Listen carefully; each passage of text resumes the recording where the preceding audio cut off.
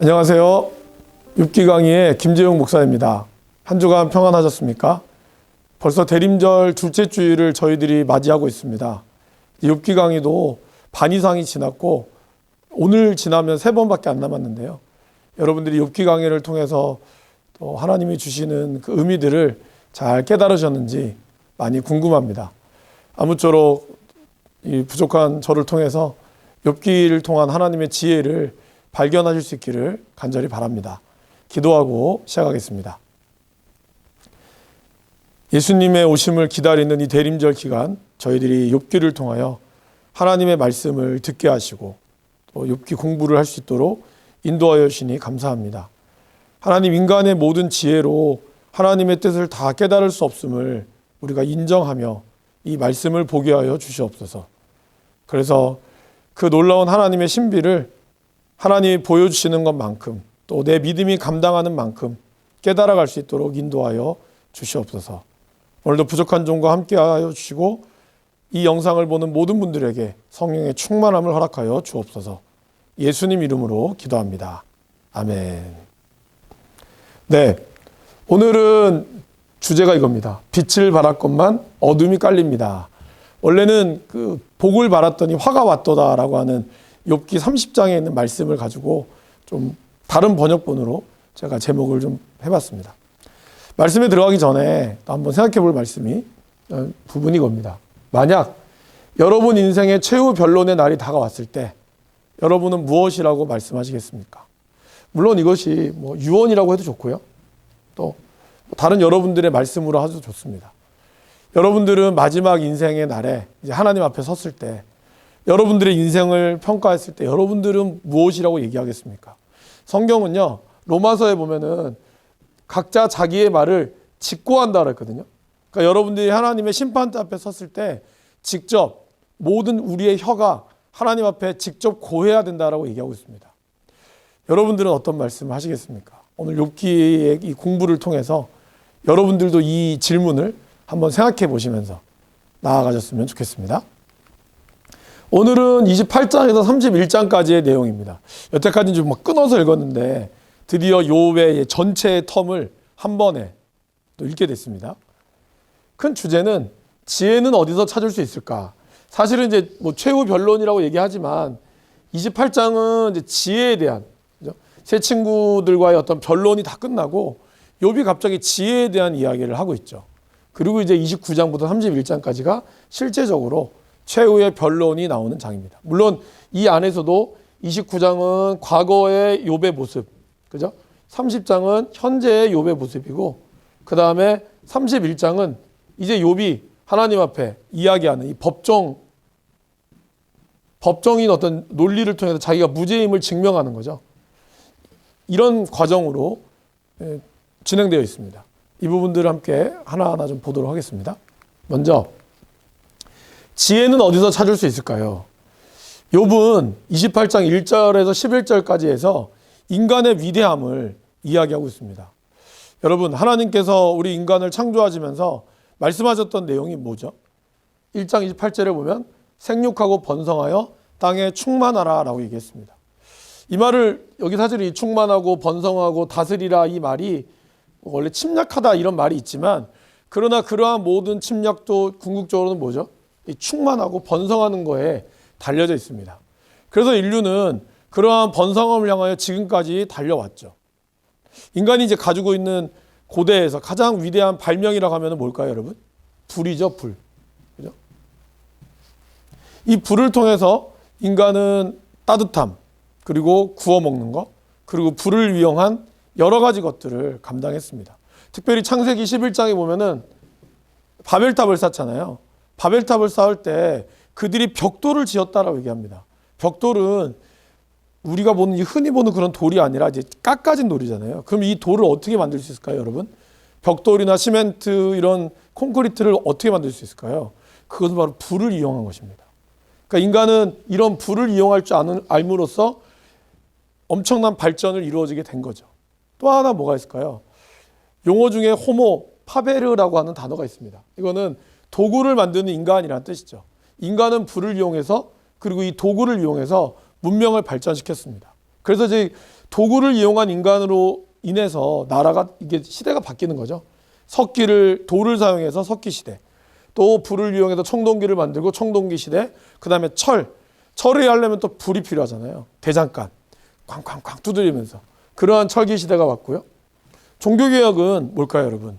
인쇄술의 발달은 사실 종교개혁을 굉장히 앞당겼죠. 구텐베르크의 인쇄술, 또 사실 그거보다 더 앞서다고 역사적으로 평가받고 있는 우리나라의 직지신경, 그리고 활자체, 이런 것들이 종교개혁을 일으켰고, 또 르네상스라고 하는, 우리는 종교개혁을 더 기억하지만 사실 세상의 사관은 이때를 16세기 르네상스를 기억하고 있습니다. 이러한 모든 것들도 바로 이 도구를 사용하는 인간이기 때문이라는 겁니다. 그러면서 여러분 또 어떻죠? 1차 산업혁명, 증기기관, 그죠? 이걸 이용한 것이고, 그래서 1차를 통해서 2차, 3차, 4차, 지금 우리는 4차를 살아가고 있습니다. 4차 산업혁명은 뭐죠? AI나 그리고 인터넷, 이런 것들을 이용해서 엄청나게 빠른 문명의 발전을 이뤄가고 있습니다. 욥기는 1장 1절에도 11절에 그런 인간의 어떤 위대한 도구를 사용할지 아는 것에 대해서 이야기하고 있죠. 그래서 그 길은 솔개도 알지 못하고 자연의 것도 알지 못하는데 사람은 그 바위에 손을 대고 산을 뿌리채까지 파헤쳐서 그리고 바위를 뚫어서 물길을 내고 그 모든 보물을 찾아낸다. 이런 내용들이 욥기 28장 1절에서 11절까지 이어져 내려오고 있죠. 그러면서 인간은 이렇게 위대한 부분이 있다라고 욥은 노래합니다. 그런데 그것을 보는 이 지혜, 하지만 나오죠. 지혜는 도대체 어디서 찾을까? 그러니까 사람이 이러한 어떤 재물을 찾을 수 있는 그런 기술의 발달이 있다고 하지만 근본적으로 이 지혜라고 하는 것은 못 찾는다는 거예요. 여러분, 과학이 발전했죠. 그런데 4차 산업혁명을 이야기했던 학자는 앞으로 어떻게 될 것인가라는 질문에 모릅니다 라고 얘기를 했다는 거예요. 그러니까 예측이 안 된다는 거죠. 가장 대표적인 게, 사실 이번에 가장 대표적인 게 뭡니까, 여러분? 바로 이 코로나죠. 인간은 그렇게 과학 문명이 발달했지만 눈에 보이지도 않는 이 코로나로 인해 전 세계가 하나가 되었던, 전 세계가 이어져 왔던 모든 것들이 통제가 되고 지금도 여전히 통제 상황에 접어들고 있다는 것입니다. 인간은 도구를 사용할 줄 알아서 수많은 발명품을 만들었지만, 그러나 정작 중요한 내일에 대한 앞날, 그리고 그거에 대한 앞날 아무도 알 수 없는 그러한 것에 있었다는 거죠. 욥은 그걸 알았다는 거예요. 그래서 그는 사람들은 도무지 감도 못 잡고 어디를 찾아봐야 할지 전혀 모른다네. 이러한 지혜를 인간이 만들었던, 인간이 캤던 순금으로라도 살 수 있으면 좋으련만 못 산다는 거예요. 은을 가지고 갖다 바쳐도 구할 수 없고, 지혜를 사는 데 필요한 계약금에도 못 미치는 거죠. 아무리 많은 것들을 갖다 바쳐서 지혜를 구합니다라고 해도 인간은 지혜를 구할 수가 없었다는 겁니다. 그래도 욥은 다음으로 넘어가죠. 지혜의 출처가 어디인가? 도대체 이 지혜는 누가, 그리고 왜 만들었을까에 대한 출처를 궁금해합니다. 지혜는 어디에서 오며 슬기가 있는 곳은 어디인가? 모든 생물의 눈에 숨겨져 있고 공중의 새에게도 감춰져 있다. 인간은 동물을 다스리고 동물을 정복했지만, 그러나 그 자연의 눈에 숨겨져 있고 새에 숨겨져 있는 이 모든 것도 지혜를 우리는 알 수 없었다는 거예요. 멸망의 구덩이와 죽음도 지혜를 두고 이르기를, 지혜라는 것이 있다는 말은 다만 소문으로만 들었을 뿐이다. 그러니까 뭔가 있긴 있는데 소문으로만 들을 정도로 지혜의 실체를 알 수 없었다는 것이죠. 욥은 이렇게 이야기합니다. 하나님이 그 길을 아시며 있는 곳을 아시나니 이는 그가 땅끝까지 감찰하시며 온 천하를 살피시며 바람의 무게를 정하시며 물의 분량을 정하시며 비 내리는 법칙을 정하시고 비구름의 길과 우레의 법칙을 만드셨다. 결국 욥이 깨달은 건 뭘까요? 하나님이 이 지혜의 길을 아신다는 거예요. 여러분, 너무 놀랍지 않습니까? 인간이 아무리 모든 것을 발전하고 발명할지라도, 그러나 그 아무것도 아닌 그 지혜, 어느 누구도 그 지혜의 본질을 알 수 없었어요. 그런데 욥은 하나님께서 그걸 안다라고 이야기를 합니다. 그러면서 이 지혜를 얻는 길이 뭘까요, 여러분? 28장 28절. 우리 같이 한번 이 말씀 읽어보실까요? 또 사람에게 말씀하셨도다. 보라, 주를 경외함이 지혜요, 악을 떠남이 명철이니라. 욥은 이 지혜를 노래하면서 결국 가장 중요한 것, 하나님을 경외하는 것이, 악을 떠나는 것이 명철이다라고 이야기를 합니다. 그가 느낀 지혜를 다시 한번 정리해 보면 그는 이렇게 지혜를 깨달았습니다. 인간은 모든 지식으로도 신적 지혜에 도달할 수 없다는 거죠. 그러니까 우리가 지금 알고 있는 것이 지혜롭다고 하지만, 그러나 한 치 앞도 알 수 없는 이러한 신적 지혜는 우리 절대로 도달할 수 없다는 것입니다. 모든 것을 가지고 있다고 해도 지혜를 소유할 수가 없습니다. 사람들은 지식을 소유하려고 하죠. 많은 돈을 들여서 그러한, 요즘은 정보화 시대잖아요. 그러한 정보를 누리려고 하고, 그 정보를 주려는 자, 정보를 막으려는 자, 그리고 정보를 어느 얼마나 많은 지식의 양을 가지고 있는 자. 그래서 우리는 수도 없이 늘 매일매일 검색하고 또 그것을 보면서 내 머릿속에 담으려고 합니다. 그러나 여러분, 그거는 지혜가 아니에요. 진정한 신적 지혜, 이거를 위해서 많은 돈을 투자한다고 할지라도 얻을 수 없다는 겁니다. 욥이 이것을 굉장히 오래전에 깨달았지만 지금도 이 말은 참 절묘하게 맞다는 것이 놀라울 따름입니다. 두 번째는 피조세계의 모든 것을 창조하고 법칙을 제정하고 그것을 통제하는 하나님은 신적 지혜가 나타난다는 거죠. 그러니까 신적 지혜는 오로지 하나님으로부터 나왔다는 겁니다. 사실 여러분, 이 욥의 이 지혜에 대한 이야기를 들으면 친구들의 말한 것과 별반 다를 바가 없거든요. 친구들도 이런 말을 했어요. 그런데 욥은 그가 이 지혜를 어떻게 깨달을 수 있었느냐. 여태까지 욥이 알았던 삶은 친구들과 똑같았어요. 열심히 일하면 잘 되고, 또 그런 당연스러웠던, 제가 처음에 얘기했던, 기억나십니까 여러분? 그 지혜를 인습적 지혜였어요. 이 지혜가 잘못된 지혜는 아니었어요. 하지만 거기서 사람들이 오류하는 건 뭐였을까요? 이 지혜를 내가 지금 알고 있는 이 세상의 이치가 전부 다라고 생각했다는 거죠. 그러게 이 지혜 안에 우리가 갇혀 있다 보니 어떤 현상이 발생했을까요, 여러분? 하나님도 이 지혜 안에 들어와야 한다는 착각에 빠져 있었다는 것이죠. 그런데 욥이 고통을 당하고 보니까 어떻습니까? 욥의 친구들이 와서 자기가 알고 있던 이 인습적 지혜를 이야기하니까 거부 반응이 생기는 거예요. 왜 그럴까요? 욥은 그렇게 살지 않았거든요. 그런데 자기에게 오는 고난, 알 수 없는 고난 앞에서 그가 깨달은 지혜, 그가 알았던 그 지혜는 바로 인습적 지혜를 뛰어넘는, 우리가 소유할 수도 없고 우리가 감히 깨달을 수도 없는 하나님의 지혜만이 있을 뿐이라는 것을 그는 알게 됐다는 거죠. 그러기에 그는 이 지혜를 구하기 위해서, 구하지도 못하죠. 그러나 이 지혜를 하나님의 뜻 가운데 알기 위해서 그에게 필요한 것은 뭐였을까요? 바로 경건한 순종이었습니다. 그러니까 욥은 지금 자기의 상황이 이렇게 된다고 해서 자기가 의로운 것들을 다 포기하고 그의 아내가 이야기했던 것처럼 하나님을 원망하고 죽으라, 그는 그렇게 하지 않는다는 거예요. 그는 그럼에도 불구하고 아직 하나님의 뜻을 다 이해할 수 없지만, 그러나 그는 하나님께 순종하겠다라는 그의 의지의 표현이 오늘 이 지혜의 노래라는 겁니다. 두 번째는 그는 이러한 모든 상황을 다 이해할 수 없으나 그러나 하나님을 절대적으로 의존하겠다라고 이야기하고 있습니다. 여러분, 믿음의 반대말이 무엇일까요? 제가 이 강의에서 했는지 모르겠습니다. 네. 몇 번 설교 시간에 얘기 드렸는데, 믿음의 반대말은요, 불신이 아니죠. 뭘까요? 믿음의 반대말은 자립이라는 겁니다. 그죠? 우리는 하나님을 믿고 있습니다. 하나님을 안 믿는 것이 불신이라고 생각하지만요, 우리 스스로가 믿고 있는 것에 빠져서 내 스스로가 믿고 있는 것에 빠져 있는 이 믿음 때문에 하나님의 앞에 절대로 순종과 절대적 의존이 못한다는 거예요. 진정한 믿음은 뭘까요? 어린아이가 완전히 어머니한테 품에 안겨서 편안함을 느끼며 잠을 자듯이 우리의 믿음은 하나님 앞에 온전히 기대는 것. 이것이 믿음이라는 겁니다. 불신이 아닙니다, 여러분.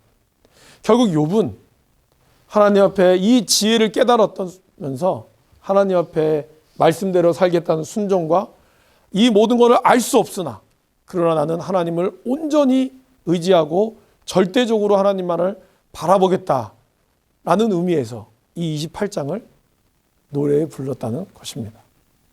이해가 되십니까, 여러분? 우리의 지혜는 어디서 올지를 또 이따 한번 여러분들 고민해 보셨으면 좋겠습니다. 29장으로 넘어가 볼까요? 29장은 쭉 내용을 보시면은 옛날이여가 나올 겁니다. 그러니까 욥의 옛날의 어떤 모습들을 그는 회상하면서 쓰고 있는 거죠. 예전에 행복했던 시간들을 그는 회고하고 있습니다. 욥이 풍자에 이르되 나는 지난 세월과 하나님이 나를 보호하시던 때가 다시 오기를 원하노라. 2절을 그렇게 시작하죠. 그는 긍휼함과 의와 정의를 실천하며 살았습니다. 그런 내용들이 나오는 거죠. 여러분, 경건이라고 하는 것은요, 야고보서 1장에 이렇게 나오죠. 하나님 아버지께서 보시기에 깨끗하고 흠이 없는 경건은 고난을 겪고 있는 과부들을 돌보아주고 자기를 지켜서 세속에 물들지 않게 하는 것입니다. 이걸 우리는 적극적인 경건이라고 얘기하고요. 이걸 소극적인 경건이라고 얘기합니다. 그러니까 적극적인 경건은 다른 사람들을 섬기는 것, 긍휼의 삶을 통해서 의를 베푸는 것이고, 소극적인 경건은 그 모든 세상의 풍파 속에서도 자기 자신을 지키는 것, 이걸 얘기하는 거죠.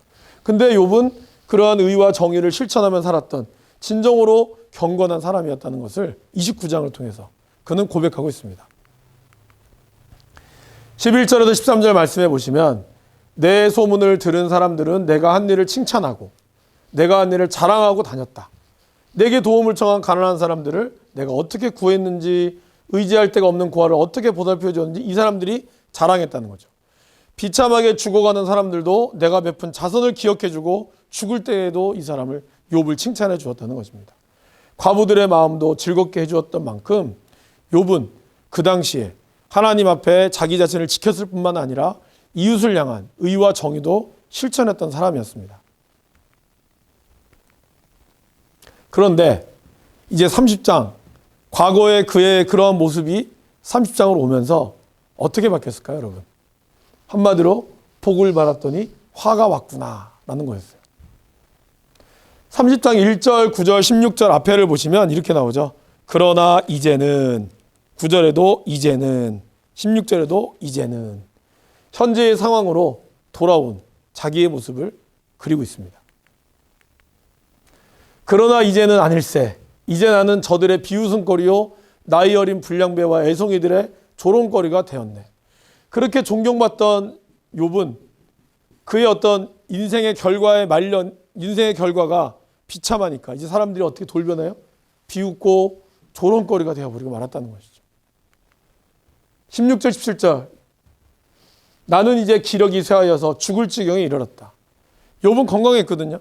그런데 이제는 온몸에 종기가 나서 온몸이 긁히고 그리고 그의 몸도 쇠약하고 밤에는 뼈가 쑤시고 뼈를 깎는 아픔이 그치지 않는, 명예도 잃었죠.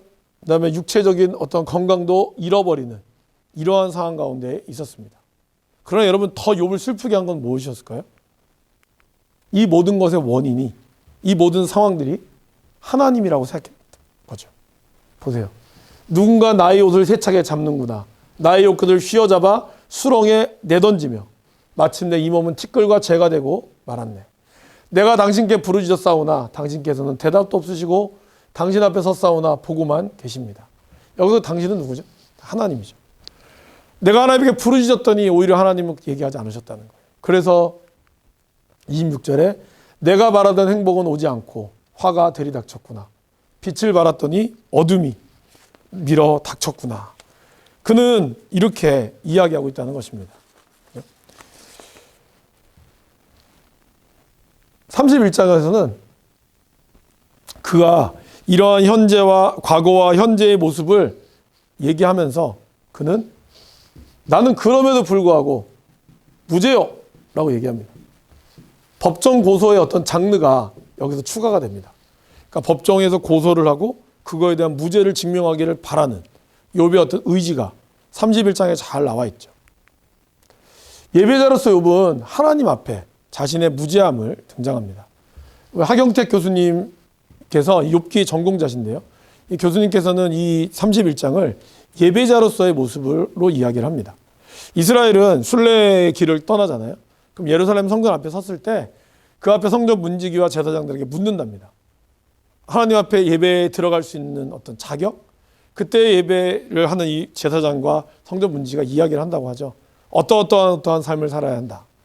그때 그러한 조건에 통과된 사람이 그 성전에 들어가는 거죠. 오늘 욥은 31장에서 자기가 하나님을 예배하는 자로서 하나님 앞에 자기는 부끄러움 없는 삶을 살았다라고 이야기를 하죠. 욥기 1장 1절에서는 이렇게 이야기하죠. 우스 땅에 욥이라 이름하는 사람이 있었는데 온전하고 정직하여 하나님을 경외했다. 경외하다는 게 뭐죠, 여러분? 바로 하나님을 예배했다는 것이죠. 그는 하나님 앞에 예배자로서 자신의 무지함을 드러내고 있습니다.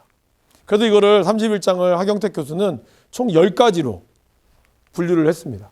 첫 번째 1절에서 4절. 여러분 말씀을 같이 한번 보실까요? 1절에서 4절은 호색입니다. 내가 내 눈과 약속하였나니 어찌 처녀에게 주목하랴. 그러지 않았다는 거죠. 그리고 5절에서 8절은 탐욕과 속임이죠. 만일 내가 허위와 함께 동행하고 내 발이 속임수에 빨랐다면. 그리고 9절에서 12절은 간음이죠. 만일 내 마음이 여인에게 유혹되어 이웃의 문을 엿보아 문에서 숨어 기다렸다면. 13절에서 15절은 종의 형편을 돌아보지 않았다는 것에 대해서 얘기하죠. 내가 언제 가난한 자의 소원을 막았거나 과부의 눈으로 하여금 실망하게 하였던가. 나만 혼자 먹었는가. 그러지 않았다는 겁니다. 그 다음에 가난한 자와 악한 자의 요구를 외면하였다. 이것이 16절에서 23절의 말씀인데 그는 그렇게 하지 않았다라고 얘기하고 있죠. 그래서 16절에 죄송합니다. 만일 도와주는 자가 성문에 있음을 보고 내가 주먹을 들어 고아를 향해 휘둘렀다면. 그러지 않았다는 것이죠. 그리고 그는 24절에서 28절에 재물에 대한 신뢰와 천체에 숭배하는 것을 거부했죠. 만일 내가 내 소망을 금에다 두고 순금에게 너는 내 의뢰하는 바라 하였더라면. 26절에 이렇게 얘기하죠. 만일 해가 빛남과 달이 밝게 뜬 것을 보고 내 마음이 슬며시 유혹되어 내 손에 입 맞추었다면. 이건 뭘까요, 여러분?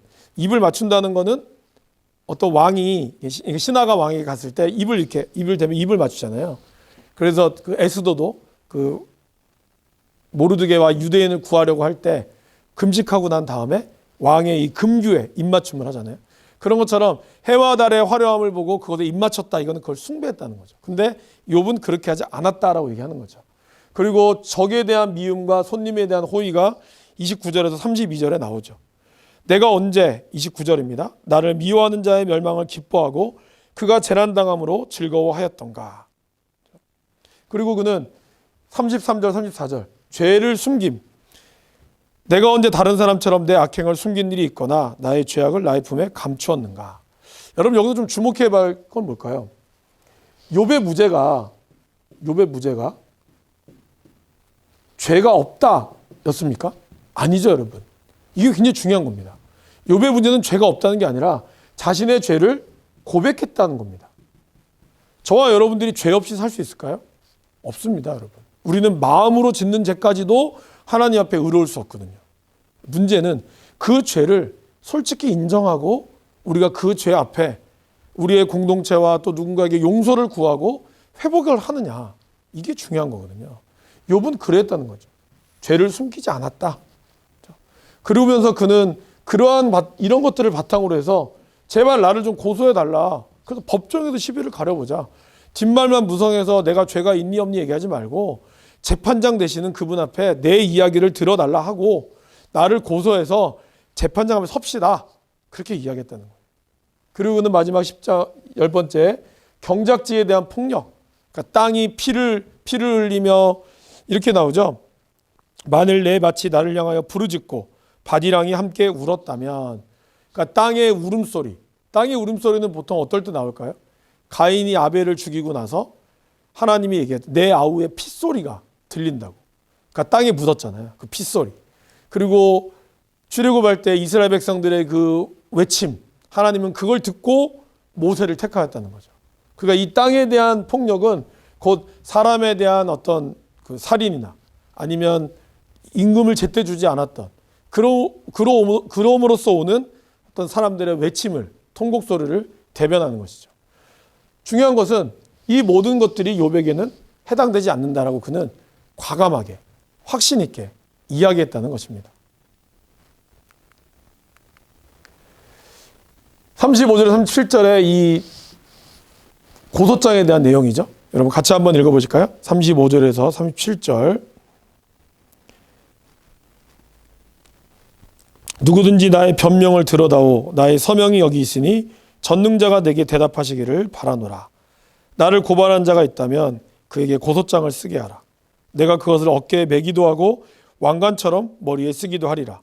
내 걸음의 수요를 그에게 알리고 왕족처럼 그를 가까이 하였으리라. 그는 자신의 무죄를 선포하면서 이렇게 이야기를 하고 있습니다. 자, 이제 우리가 이 28장부터 31장까지의 내용을 쭉 살펴봤습니다. 첫 번째로는 여러분 지혜는 무엇일까요?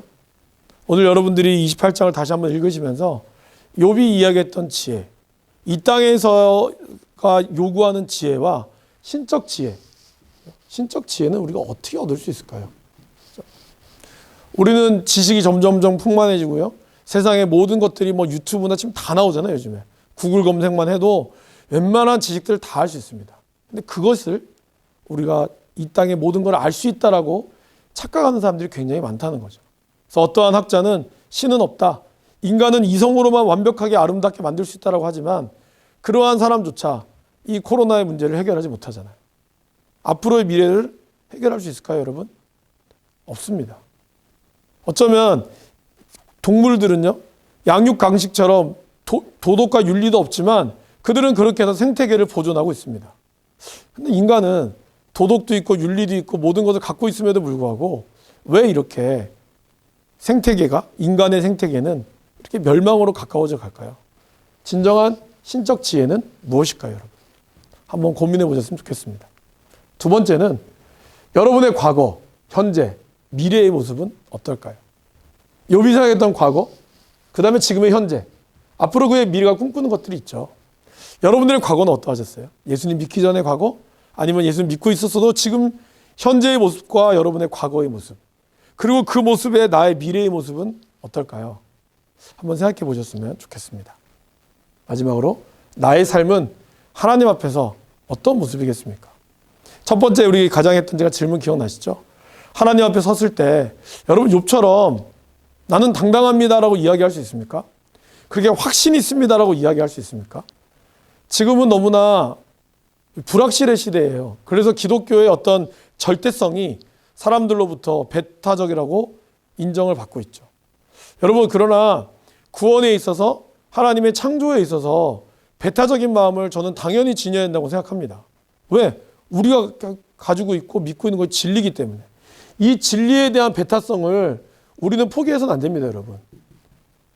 기독교가 다른 어떤 걸로 욕을 들어먹는 것, 우리의 삶이나 행동이 사람들한테 지탄이 되는 거는 우리가 반성해야 되지만요. 하나님의 말씀에 대한 배타성, 이거는 우리가 정중하면서도 끝까지 붙들고 나가야 한다는 것이죠. 욥처럼. 욥은 지금 자기가 처해 있는 상황과 결과가 죄가 많다라고 얘기했지만 그는 당당했다는 것이죠. 저와 여러분들의 삶도 지금 보여지는 결과 때문에 내 믿음이 약하다라고 우리가 좌절하면 안 됩니다, 여러분. 내가 보여지는 결과가 다가 아니에요. 결과 너머에 하나님의 뜻을 여러분들 다 아십니까? 다 모르시잖아요. 그걸 가지고 왜 우리가 우리 자신의 결과가 좋으면 내 믿음이 좋은 것 같고 착각하고 내 삶이 형편이 어려우면 마치 내 믿음도 없는 것처럼 왜 우리가 그렇게 기가 죽어야 되는 것이죠? 그것은 하나님에 대한 올바른 믿음과 확신이 부족해서 그런 겁니다. 말씀에 대한 분명한 확신이 있다면 지금 내가 처해 있는 상황이 좀 힘들지라도 우리는 그럼에도 불구하고 하나님 앞에 당당하게 예배자로 나갈 수 있다는 것입니다.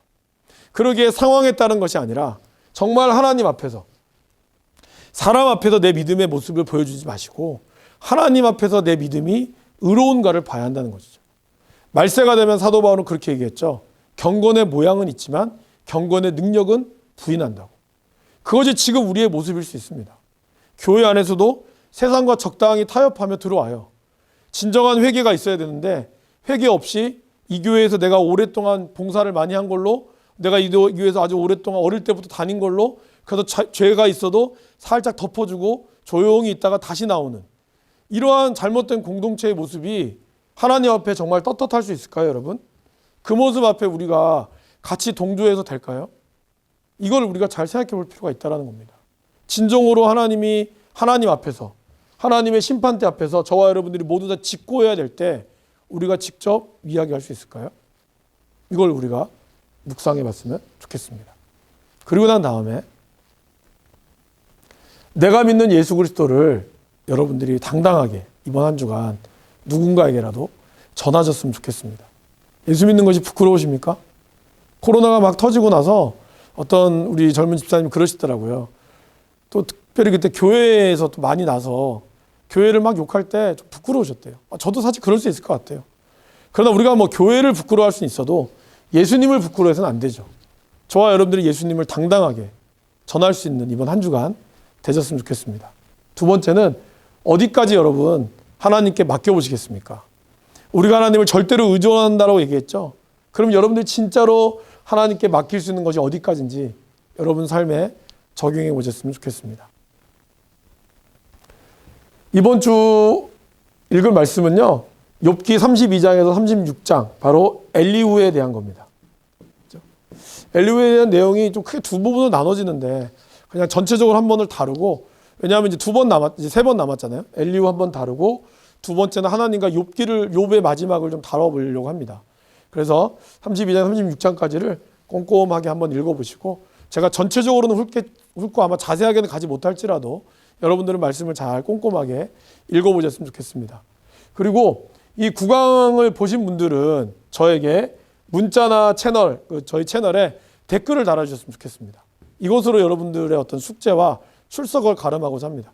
꼭 주일날 올라가면 주일날 바로 안 하셔도 됩니다. 그 주 안에 여러분들이 보셨다라고 1강부터 8강까지 9강까지 봤습니다라고 여러분들이 꼭 댓글이나 문자를 남겨주시면 나중에 좀 수료할 때 여러분들의 명단을 같이 올리려고 합니다. 이 부분도 여러분들이 좀 함께 해주셨으면 감사하겠습니다. 오늘 욥기 강의 욥의 마지막 말 여기까지 했습니다. 여러분 어떠셨나요? 다시 한번 말씀을 좀 읽어보시면서 지혜와 또 여러분들의 모습, 내가 하나님 앞에 당당할 수 있는지를 생각해 보시고 이번 한 주간도 말씀으로 승리하는 저와 여러분들이 되면 좋겠습니다. 수고하셨습니다. 감사합니다.